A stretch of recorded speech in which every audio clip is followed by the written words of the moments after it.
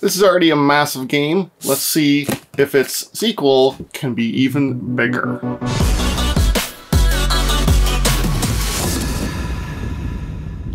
Hey, I'm Will. Thanks for watching. This is Cupper Minute. We like to do a lot of solo content, playthroughs, reviews, get some friends on to do some multiplayer stuff and some discussions. If there's anything you want to see or hear, or any topics you'd like for us to discuss, please put it in the comments below. We're always looking for new things to kind of spur on discussions, either, you know, with friends or in the community. I have finally got here Andromeda's Edge. Very excited for it. This is a pseudo-sequel, kind of like the sci-fi Big Brother version of Dwellings of Eldervale. Dwellings of Eldervale was in my top 100, if you watched my top 100 games of all time that I put out kind of earlier this year. And it's ranked, you know, not super high, but I mean, I've played thousands of games, so top 100 is pretty good. Now, I do have some friends where this is like #1, or close to it. And I've played Dwellings of Eldervale with my kids, and they had a blast, chucking dice, fighting big monsters and stuff. And you know, I haven't done a whole lot of solo content on it, mostly because I'm not really a fan of the solo on it. It's functional, but, you know, it could be better. But the sequel, or pseudo-sequel, promises a little bit deeper than that. And so caveat, this is my version, my copy of the game. I bought this myself with my own money, kickstarted the original game, all with my own money. And I have played Andromeda's Edge already because a friend of mine had the super deluxe version kind of came in. This is just a collector's version. And so he already got it earlier ahead of me. We've already played it. You know, spoiler alert, had a great time. And of course, I haven't had the solo yet. I'll probably do some playthroughs on my channel to show you kind of what it looks like. And I definitely need to give some more plays before I give it any kind of review. But I might do a little bit of comparison. But let's set this aside for now. Massive box. And let's see what's inside. I'm also a little bit worried. I'm a little worried because a couple of my other friends also got the collector's edition, and there's also arrived today, and they're all sending me photos of the actual game box all banged up. And they all said the same thing, that the external box was spotless, and that's mine. Like, Canpower did a great job shipping it. I'm Canada, by the way, in case you didn't know. Canpower did a great job bringing it to my house in perfect shape, but they got theirs in perfect shape too. So did Pick and Pack Logistics, who is the Canadian distributor, really, you know, mess up the order or knock over a box load of these or a skid load or something? So I'm a little nervous. I mean, when you spend a lot of money on these games, and you know, it's just kind of kicking the teeth when they show up damaged. And let's see. And you know, I'm hoping it's not. Very carefully, just open the box without damaging anything on the inside. Okay, we got a couple of packing peanuts. Not much in the way of protection. Like, you don't have those fancy corners to protect things. Like, there's literally nothing down two sides of it. They just shove packing peanuts down one side. So let's clear some of these guys away. I'm always wondering whether these things are water soluble. They do make packing peanuts that are water soluble, and I almost want to test them. but then I'm gonna have a wet packing peanut if it's not. So actually, is there anything in the side? There is stuff in the side. So I did order a couple of little add-ons. Like, there's the module pack, which you can see here, which adds some kind of like wild modules and stuff. So that was fun to play with already. It wasn't very expensive. Little bits flying everywhere. I have, which raider is this? I forget this is the name. This is the one with like the bees.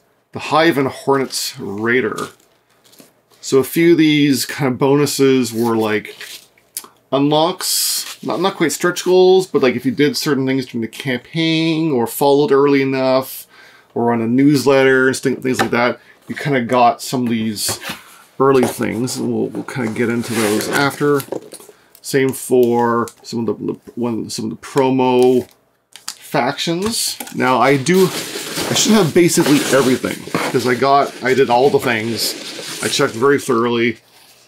Here's the Ancient Brain. We'll open those up in a minute. Maybe that's why they're all shoved down one side. Is there anything else down the sides? Oh, there are. There's a few things on here. Oh, wedged down there. Okay. So I also have the, what was it, the Astrodracus is one of the other factions, and the Draken Flamekeepers. This is based on the Flamekeepers board game. Super cute artwork. But if you watch my, did I make a review? I think I made a review, I can't remember. If you watch my review, it just wasn't really for me.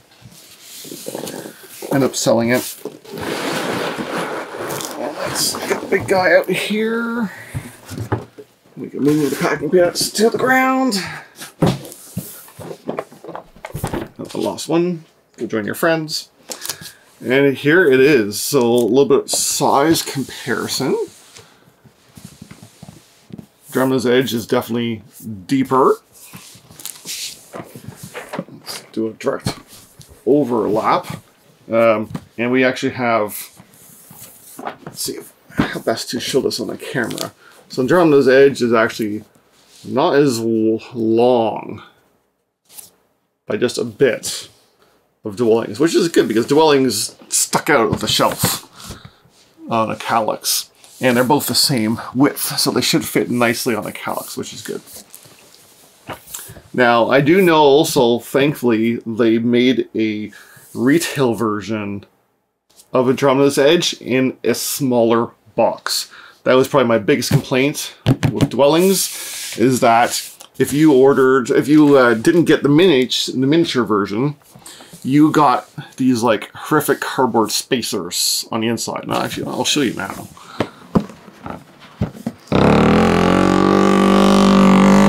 Oh, okay, excuse me.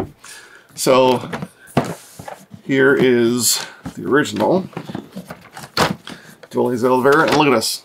What is this? What is this nonsense? Spacer number 1. Spacer number 2. Like just empty rubber boxes. And they serve no purpose other than just to hold space. And there's a whole bunch of like plastic spots to put things to that are just empty. And it just feels gross, right? It's like, you know, just because I didn't get the minis version, I got this like massive box. Take up a huge bunch of space, made it much more wieldy. I was kind of hoping that it was going to be something lighter I could bring out to board game night at a meetup or something. I should have left it open for comparison. Bring it out to a meetup, and it just being a box twice as big as it should be. I don't have a direct comparisons yet, but I do have a buddy who got the retail version of Andromeda's Edge, and it is indeed like a good half the size of the box, probably half the size of Dwellings, which is great. So looking at mine so far, no smashed corners, a little couple wrinkles, but not too bad. And the bottom corners, again, nothing more than a little couple of wrinkles. It is pretty good. I got away easy. Maybe I'll put a couple of photos in the video to show what my friends went through, but like 3 of my friends got games that were smashed, and it's not cool. Not cool cardboard alchemy, and not cool pick and pack logistics. So let's get inside here. I'm always very careful with knives. I mean, I'm a skill leader, so you know, you gotta know how to handle knives to not damage anything. I used to have a tiny knife I use for this kind of stuff, so I can't find it. I need to use my camping knife.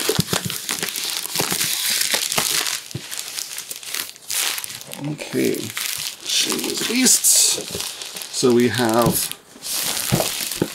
know if you can see it here, but beautiful cover, very deluxe. There is not only is there aqueous coating, but there's also some embossing as well, it looks like. No, maybe it is just aqueous. Yeah, it's just, there's some very fine aqueous, and they kind of adds a nice 3D effect to it. Looks absolutely fantastic. The sides as well, so look good. And there I flip the box over. The bottom also looks pretty great. A couple of weird like smudgy spots. Probably where they just like shoved it down conveyor belts or something. Alright, careful. Beautiful box. It is definitely bigger, but there's also a lot more game in here. Let's get this thing open. I hear something grating against the inside. I don't know. It doesn't sound good. I don't know if you can hear it on the camera or not. Okay, I think it was the plastic. So here's a feature I noticed in my friend's copy had too. This is great. Really, this has to be commended. There's a sleeve, like a little slotted sleeve, kind of like a card sleeve, like a binder sleeve, stuck to the inside of the box to hold the packing guide. How great is that? So you know how to put things away after. I'm gonna need that because I don't know how to put things away. Just put this on the side. And this thing is chock full. Oh, what the? Okay, well, there's definitely some like printing issues with the rulebook's got like a bunch of, I don't know if you can see it in the light here. It's got tons of scratches and scuffs all over the cover, dings, but I mean it's still functional. This is a mess. Like it looks cool, but reading what's in the box is a big mess. That and it's also not consistent to this version, I don't think, because I have minis and things and this doesn't. But from what I remember, the rulebook looks pretty good. Separate appendix. Excellent. For all the different factions with more detailed explanations, what the different cards and events do. This is something that more board game companies need to do, for sure. And then the collector's edition has escalation inside of it. So escalation is the solo and 5th player expansion. I don't think I would ever play this with 5 players. I wouldn't necessarily turn down a game, but 4 was already... Our play of 4 took us over 5 hours. So I think 5 players would be a little crazy, but solo is only available in that expansion, which is unfortunate for a lot of gamers who are solo fans. Should have been in the base game. I know they're trying to keep costs down, but it's already a big deluxe for game, really. So we've got the ship, this is kind of the turn reminder board on what, you know, it's like your, what's it called? Cheat sheet? This is your player aid. That's the word I was looking for. Player aid, one for each player, and a nice kind of separate one for solo. Excellent. These are the player boards. Here's the solo boards. Player boards are very flimsy, very thin, but honestly I don't think they need to be anything else. They don't need to be super thick. And there's one for each color, and they're just reversed. So depending on what side you want of the table you're sitting on, you may want to flip it to a different angle. And some of your trays is going to be overlaying some of this anyway, so it's not a huge deal. And we got a good chunk of cardboard here. Let's pop open a little bit and see.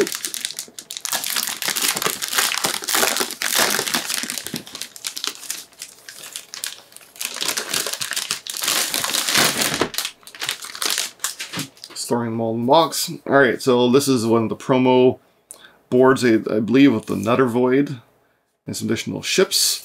Let's just punch out a nice tile. The tiles are nice and chunky. Colors are great. There's no special aqueous coating or anything on the tiles, but that's fine. They're still good quality thick cardboard. Great colors, clean graphic design. They really did a great job with that. And there's tiles and chips and tiles and chips. Tiles and chips. I believe this version, I did not get the upgraded resources, so it's cardboard moons for me. Which, I mean, honestly, is fine. They're, like, the cardboard's almost as thick as the wooden one, so it's probably totally fine. And now we're into the rest of the mess. So this is a very strangely packed box. This is how it will be returned.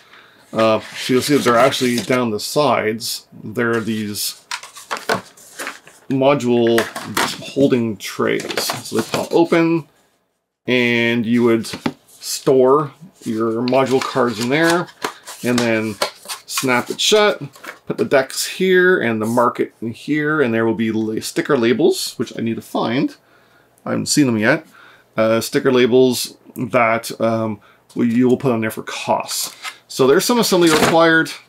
Eldervale was the same way. You had to sticker label a whole bunch of things to kind of help with the setup. So the base game, I believe, uses I think this, yeah, actually it does use these plastic things from what I can tell. So these are kind of like the meeples in the original game. They're like little transport ships, and they have like a little nubbin on top. They do stack, you know, which is fun for keeping them organized in your player board. But also, when you, if you're familiar with the first game, you're essentially committing, you know, your basic meeples or your basic workers that get placed on the board. You're basically committing them to turn into a building. So like a space station gets attached onto it. If you have the retail version, you'll have a standee, which actually slots into the top. And if you have the deluxe or collector's version, you'll have minis that slot on. So we'll see if we can pull out some of those. And I think that's the next tray here, which is a very weirdly designed tray. I don't really know what its purpose is, because there's like a display of where things should go, which is fine. But I don't know why there's this big bottom plastic thing. Maybe it's just to kind of keep everything flush in the box. And oh yeah, this is what my friends were telling me about. They were, yeah, they're on very tight. Probably take a few removals to remove the lids. Are pretty durable plastic. And here are all the minis. So this is the Space Station minis, in Collector's Edition. Has Space Station minis. You know, like, I think these are awesome. And these will slot in. So when you upgrade, make a building, these snap on, I believe. There we go. So they snap on so you can see your color. And there are actually worker meeples, or not workers, there are leaders who are these like little plastic pegs of your color will actually stick into the buildings. So you have to commit a certain number of those to different buildings. So I've come across those soon. I will show everybody what that looks like. I'll set that aside for now. Here we go. Here's some of the fun stuff here. This is the Raiders. So the Raiders are, again, if you're familiar with the original game, the Raiders are kind of like the monsters that invaded. It does have a system of stands that, unfortunately, you do not leave on the minis. They almost all need to have stands. Some of them a couple stands, by the way. If you, like the tentacle one, if you don't find it doesn't fit, it's because of that. So there's these little clear plastic stands, and the stands have a small end and a hollow end, and you snap them on, and then you take your mini, which some of them have like two-color plastic. Like, check out that guy. That is just fantastic. So cool.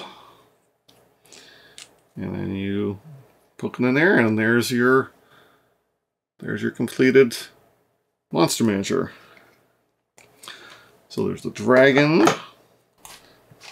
I'm gonna put these away.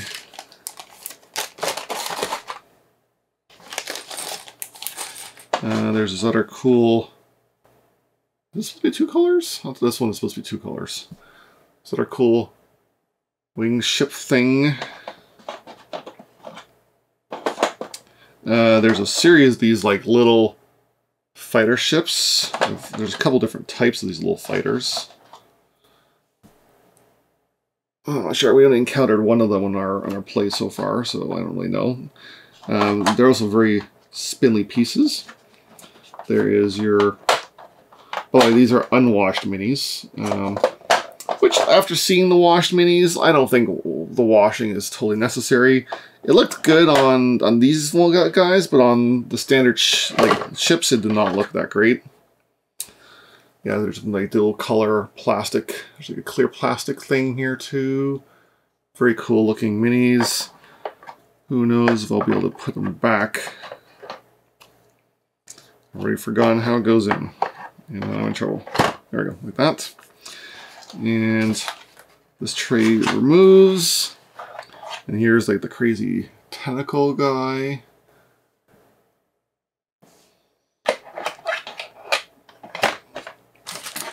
There's like a space turtle thing. This like crazy looking crystal star.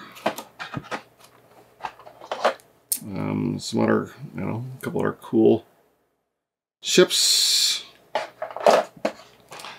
Here's a neat one with, again, a couple different colors of plastic. And you'll see I've got a couple of holes. And this is where the promo things came in. And so again, thankfully, I, was subscribed to the email, and I finished the community puzzle thing, and managed to make sure I got all of my various bonuses. So the Ancient Brain is one miniature here, and we're going to just go ahead and put him in the box. Oops. So he's this cool thing, and I'm assuming he just sits in there. Maybe he lies down. No. This way? Yep, he lies down. And, oh yeah, he comes with cards and a standee. Okay, so in case you're playing the standee version, that is super helpful. And, right. I'm putting this stuff. And the other one is the Hive and Hornets. So might as well open that now, so we can just put it straight in.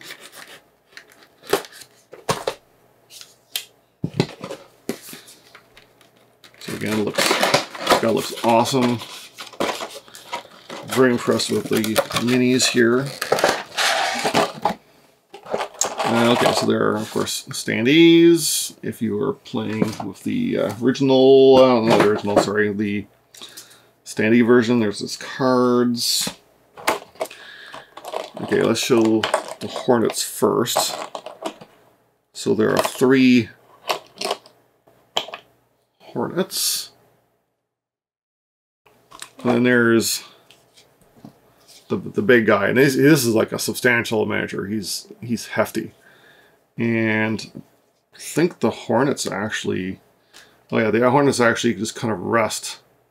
So if you give them a little nudge, they kind of clasp on just slightly.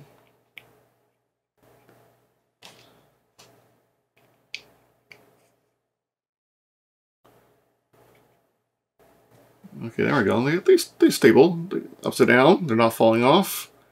You just gotta give them a little bit of nudge, and the baby Hornets ride the queen. That is very cool.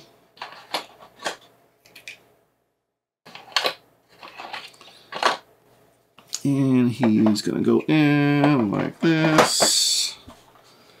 And he's go over here like that. And we'll figure this out later. Let's put this over here. Oh, comes with his own clips, base. Oh, you know what? It's probably for the standees. Oops, for the standees. Makes sense. Okay, we're getting into some different trays here. There's trays for cards. Ooh, look, there's a mess in there. Cards are decent enough quality. These are the tactics cards. So this is equivalent to the not the door elemental cards, but the magic cards from the previous game. This is kind of their equivalent. So they're like little abilities and things that you can play, which is great. Adds a lot to the game. And you can also kind of use them as like one of the wild resources. We got a whole bunch more ships. Right, different factions all come with a basic ship. Oh, there is. Look at it. It does have the fancy resources. Nice. All right, faction trays. Right now they're just empty. So I gotta find the ships. Oops. Little trays for resources, and it's going to be a while to pack this back up. I'll open up one. So there's cover, your ships go in here and things, and then you could use this as a resource tray for personal resources, and that'll overlay your player board. So we're just going to set that aside precariously.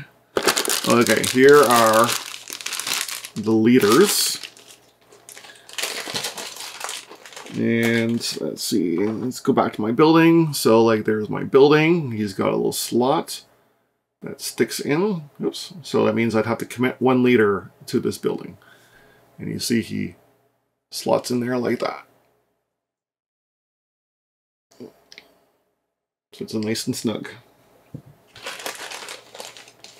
So all that's going to have to get organized into the different trays.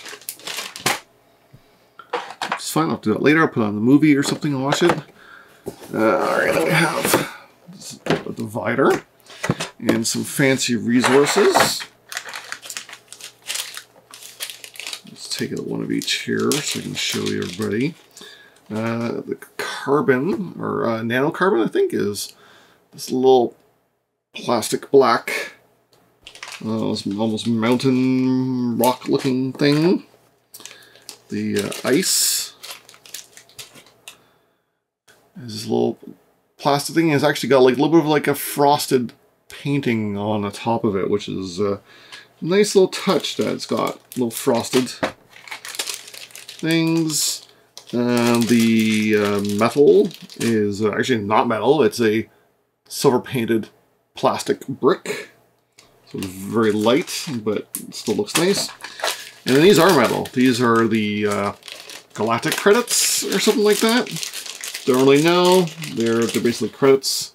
And these are metal, very cool coins, essentially. Really pretty. Don't know where all this is going to go. Alright, then we have the big guy, the player board. So let's see. So this is relatively large. So there was no real player board to put tiles on in the first game. So look, like it can barely fit in the screen here. But this does hold pretty much everything. It holds the card trays. It holds all the map tiles. So you're not expanding kind of willy-nilly. Oh, there's a big dent on one side. Otherwise, it looks great. And then all this stuff is just thrown in the bottom. Fantastic. Okay. Clear plastic cubes for energy. Discs for moving up tracks. Whoops. Little tiny clear plastic. Or not clear, but little plastic things. I'm not sure what that's for. But maybe for the solo. There are a couple of these like nice screen printed trackers for like game timers and whatnot, which is good. More little damage tokens, very tiny, very tiny. Dice, we'll get a handful of dice out here. dice are quite nice. They're like, got a little bit of a speckled, or not speckled, mottled? What do you call that, mottled? Or shimmery, I don't know, opalescent. I'm not sure what you would call that, but those look good. There are actually, if you bought the fancier moons and things like that, I believe it was in that expansion, there are special Raider dice. So instead of using the brown ones, I think, the Raider dice are these like big, chunky, gorgeous Galaxy dice that are really nice, but they don't come in this version. And here are the other ship types. So we have fighters, science vessel. Oh, I wonder what that one looks like. They're not even trying to hide, ripping that one off. And this is your big cruiser destroyer ship, your capital ship. And let's see here. Oh, there's the stickers, the trays. I think that's all of them. More little card decks. We've kind of seen what some of the cards are like. The cards are, as I said before, they're not amazing quality, but they're not bad. A whole bunch of different decks for events. There are multiple event decks that can be used to kind of change up the flavor of the game a little bit. If you like more friendly events or more competitive events, aggressive events, you can change that up. There's the shipyard, right, and sorry, scrapyard and repair barge. So things now can still be, if you repair them, so this is a whole new mechanism. If you repair ships, it's kind of like the Valhalla sort of thing, like the Underworld board from the original game. Instead of your things just not being able to be recalled and they just come back useless, you can actually repair them so that you can still recall them to do actions, which is cool. And there's an event board, which really drives a lot of the game. Like, our game didn't end with the event board, but it drove a lot of the scoring opportunities, which is cool. And then there's this little weird Unity thimble. I call it a thimble. But it's this little miniature, and it's actually, yeah, I'm not really sure what it is, but it is for the solo AI. But I have not had a chance to try that one yet. And of course the factions. So the factions are a big draw for the game. We already saw a few of the promo ones. I didn't look them in too much detail.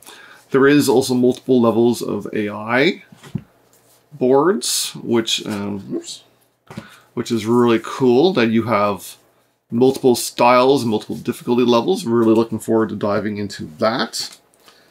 And the factions are numerous, and this is not even including promos.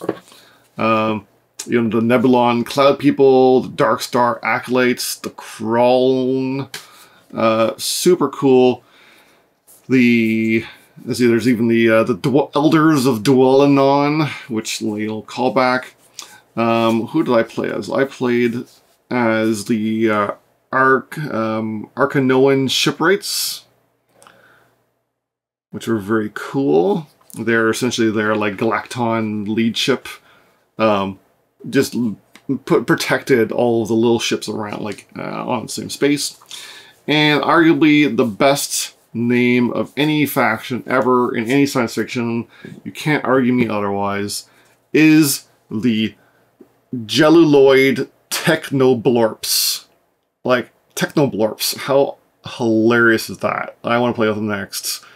You know, let me know in the comments, what is your favorite faction? I don't really have a favorite yet, per se, because I've only played as one.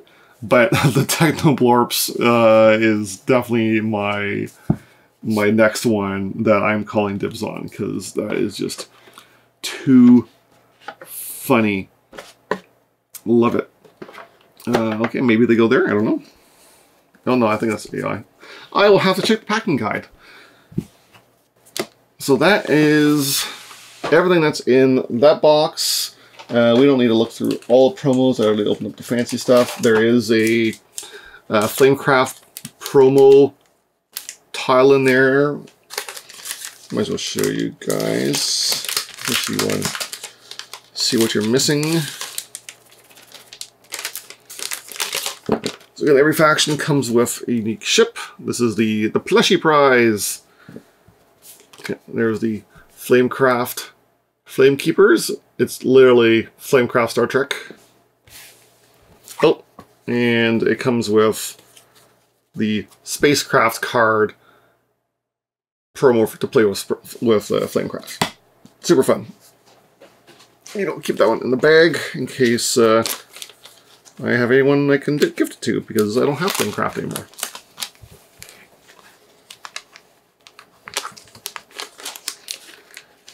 Alright, so let's take a quick peek, maybe, at the original game, and maybe we'll draw a couple comparisons here. I think we'll have room. Let's put this over on the side table. Whoa, this is going to have to go too. Oh. Don't want my dog getting into that.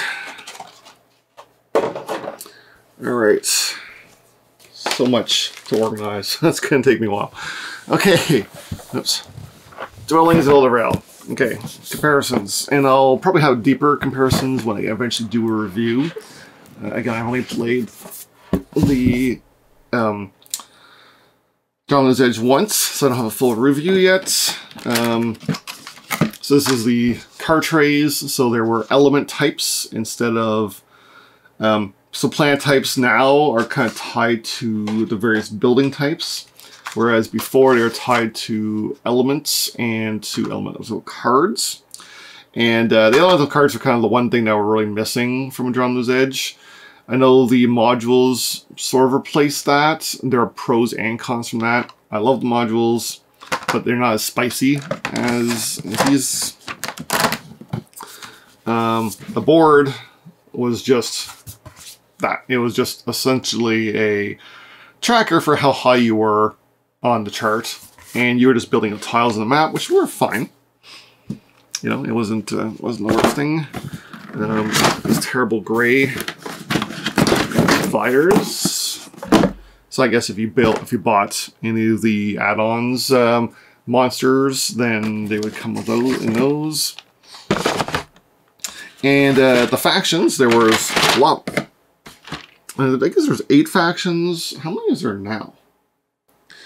I don't know, but the factions are maybe less impactful, I think, like an initial impression in Andromeda's Edge, because you have maybe like a base power or two and a ship that's different, but then everyone gets handed random ships to kind of fill in the gaps. So there's still a lot of flavor with everyone having different abilities, but they're maybe slightly less impactful. And I think the factions were maybe more because each color had 2, and they kind of keyed into some of the magic color decks as well, kind of fit with that. And, let's see if I can get some comparisons. I'll pull out a stack, and then where'd my tiles go? I won't punch it out. So kind of similar quality tile. These are not necessarily bigger, but slightly different shape. You're still going to have to do the same kind of tedious setup of sorting tiles and organizing out which, you know, how many of each things you have, and based on player count and stuff, and then it's still going to be a thing. And I don't have the minis, so there's not much to show you here. I have standees, which are, you know, not special, but really serviceable. If the box was smaller, it would have been fine. But either way, very happy with Andromeda's Edge. Quality of production is just incredible. I'm very happy that my copy, at least, is not damaged. I'm sorry about my friends, though. And very much looking forward to playing more of it. If you want to see me do a playthrough on the channel, let me know. If you want a specific faction, maybe we can vote on that if there's a majority or not. And I'll do my best to do a playthrough. Maybe I'll try to get some more plays in so I can give it a proper review. And but my initial review was very positive. It's definitely a refinement and a more Eurofied version of Dwellings of Eldervale. So if you're looking for something that was still has some swinging dice combat, but there is more mitigation. There, you can more safely get into some fights without ruining your day. The engine building is greater, while there's some less kind of spicy cards, like being able to control a monster. They do some great things here. I think the monsters or the raiders don't come out quite as much as the monsters did. The raiders, I think, do have more flavor to them in how they work, so that's great. And overall, I do think it is a overall refinement, but it's also longer. It's probably 50% longer in time play. So that's what does it. Thank you for watching my unboxing. Please like and subscribe. It really helps the channel grow. And of course, you'll know when new stuff comes out. I know I've been on not a break by choice for the last little while. I haven't had too many videos put out. I've mostly been just working overtime, working after hours on side jobs and stuff like that. It's make hay while the sun shine, as they say. I'm youngish. I mean, I've got teenagers, I'm not that young, but I've still got lots of energy and stamina, and why not work hard when you can? So now that things are starting to slow down a little bit in kind of the secondary jobs, I'm hoping to have more time to put into the channel and make more content. So please give me a shout out, and thanks again for watching.